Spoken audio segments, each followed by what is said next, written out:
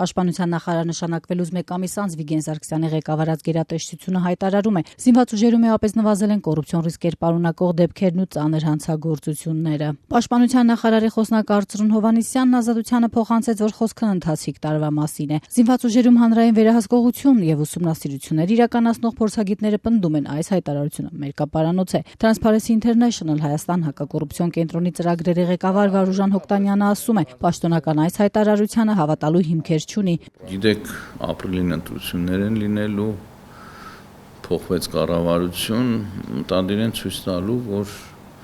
իրենք լրջորեն աշխատում։ Ռազմական ոստիկանությունում նախարար Վիգեն Սարգսյանի անցկացրած խորհրդակցության ժամանակ ռազմական ոստիկանության վարչության պետ գեներալ-մայոր Սամվել Ղուկասյանն է հայտարարել դրական փոփոխությունների մասին։ Ավելին, ըստ պաշտպանության նախարարության հաղորդագրության, շոշափելի արդյունքներ են գրանցվել բանակին հասցված նյութական վնասների հայտնաբերման եւ վերականգնման ուղղությամբ։ Վարուժան Հոկտանյանը շեշտում է, որպեսզի հիմնավոր լիներ այս հայտարարությունը, ռազմական գերատեսչությունը պետք է ավելի մանրամասն ներկայացներ կատարված աշխատանքները, հանրությանը պարզաբանելով, թե ինչպես լուծում ստացան մի շարք հարցեր, որոնք բացահայտել էր կազմակերպությունը։ Մասնավորապես հակակոռուպցիոն կազմակերպության փորձագետները հայտարարել են ռազմական գերատեսչությունում բյուջեի մսխման մասին։ Ըստ ուսումնասիրության օրինակ, պաշտպանության նախարարությունում ռիսկային գնումներ էին կատարվել։ Նախարարությունը առանց մրցույթի նույն ընկերությունից եւ շինարարական ծառայություններ էր ստացել եւ գույք գնել։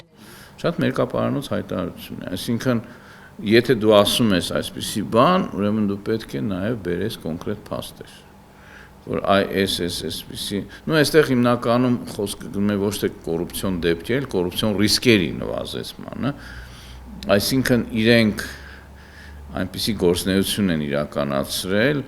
որի արդյունքում այնպիսի երևույթներ, որոնք կարող էին վերաճել կոռուպցիոն հանցագործությունների, դրանք կանխարգելվել են։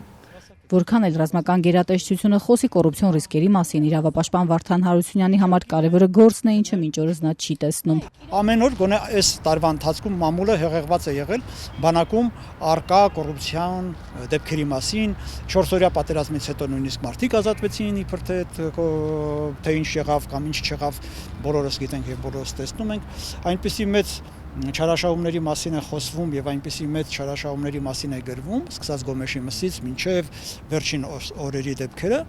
որ ես չգիտեմ, պետք է շատ մեծ համարձակություն ունենան այդ բնակավարի ղեկավարները դրական զեկույցներ հրապարակելուց։ Ես եթե լինեի այդ բնակավարում, ես ընդհանրապես կլռեի եւ գործ կանեի։ Ոչ թե զեկույցներ կհրապարակեի եւ կասեի, գիտեք, ահա այսքան գործ եմ ես արել։ Հարությունյանն ասում է, որ ինքը եւս ինչպես շատերը առնչություն ունեն այս կառույցի հետ։ Մասնավորապես զինված ուժերում ծառայող շատ զինվորների հարազատներ շարունակում են սնունդ եւ հագուստ ուղարկել բանակ։ Հենց այս պահին իմ հարազատներից մեկն է ծառայում բանակում, որի արդեն 1 տարվա ընթացքում երկրորդ կամ երրորդ անգամ են հագուստ ուղարկում։ Իսկ վերջին անգամ ինքը ենթադրենք եղել է սահմանագծին ծառայություն իրականացնել առանց տաք հագուստի, որովհետեւ հրամանատարությունը տեղեկացրել է նրան, որ նրա հագուստը գողացվել է։ Այսպիսի դեպքեր են տեղի ունենում բանակում։ Հիմա սա կոռուպցիա է, թե ոչ, սա կոռուպցիա չի, սա գողություն է իհարկե։ Սա մանր բան է, ներքևում ամենաներքին օղակների մասին է խոսքը, բայց ամենավերին օղակները, երբ որ դրական զեկույցներ են հրապարակում, ներքին օղակները սկսում են ոգևորվել։ Հելսինկյան քաղաքացիական ասամբլեայի Վանաձորի գրասենյակի տվյալներով այս տարվա 9 ամիսների ընթացքում բանակում տեղի է ունեցել 12 սպանություն, 5 ինքնասպանություն։ Սա ավելի շատ է, քան նախորդ տարվա ցուցանիշները, ըստ կազմակերպության 2015-ին արձանագրվել էր 3 սպանության, 5 ինքնասպանության դեպք։ Արձագանքելով ծանր հանցագործությունների նվազման մասին պաշտպանության նախարարության հայտարարությանը, կազմակերպության ղեկավար իրավապաշտպան Արթուր Սաքունցը հայտարարությունը որակում է քարոզչական։ Անպատժելիությունը կոռուպցիոն հանցագործությունների կատարման մեջ մեղադրվող անձանց պատասխանատվության ենթարկելու առումով դեռևս մնում է չհաղթահարված։